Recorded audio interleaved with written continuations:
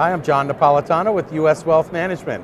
Eliana Blaine, Save That Stuff Incorporated. How are you today? I'm great. Happy to be here. Thank you. Now, for the last few years, you've had the pleasure of dealing with people in the food service business. You see some, I'm sure, very successful, and some that you have ideas, gee, they might be able to do this a little bit better. What are a couple things you'd like to tell our Mass Restaurant Association members that you've seen that would be best practices to run a better business?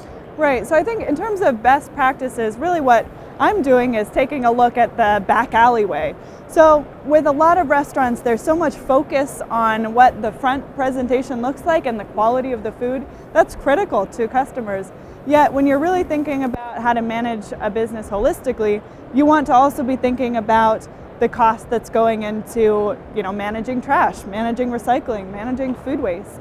And a lot of what we do is, even though there isn't always a cost saving aspect of disposing of food waste separately for composting, there can be, and it can draw a lot of attention to what is going on in a place that doesn't often get attention. So once you start separating, talking with business managers and business owners about their food waste, their materials, you start having conversations like, oh, maybe that dumpster is half empty when it's picked up.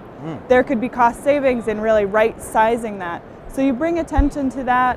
I think with the winter that we had this past year in Boston, a lot of restaurants are struggling and are needing to really pay attention to what's going on the micro details all of the cost every control. day.